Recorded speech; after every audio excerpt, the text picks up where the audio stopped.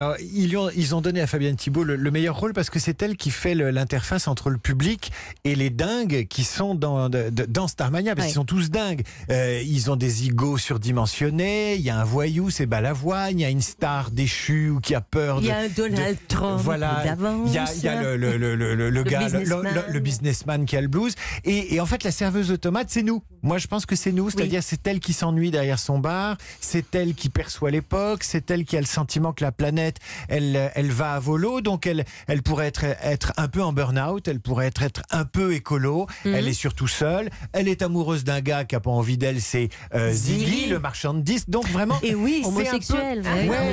Elle a un côté un peu... c'est un peu Bridget Jones avant l'heure. Elle a quelque chose comme ça. J'avais jamais pensé à ça, voilà. David. Oui. Pas mal ça.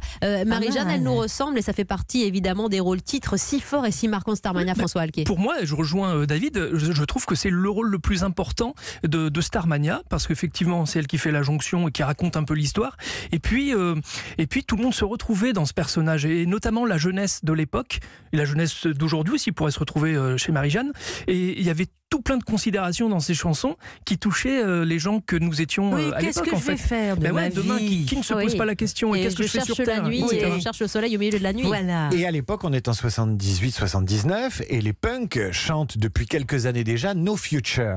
Et dans cette comédie musicale Starmania, on entend non seulement la serveuse de tomates dire qu'elle a envie de se barrer cultiver ses tomates au soleil, donc elle a déjà une espèce de pessimisme sur le monde du travail, la société moderne. Et puis de l'autre côté, on entend une France Gall qui dit avec beaucoup d'amertume: dans les villes de l'an 2000, la vie sera bien plus facile, on aura tous un numéro dans le dos et une étoile sur la peau. Et globalement, tous ces personnages y voient dans la société moderne quelque chose de pas très ragoûtant. Ils n'ont pas envie, ils disent à leur façon No Future, mais ils le disent avec beaucoup de tendresse. Oui, vous êtes invité dans ce spectacle en effet par Cristal, le sourire de Télé Capital, interprété par France Gall dans cette première version 1979. On va parler de ces différentes versions, de ces personnages forts, de la manière dont le casting s'est fait.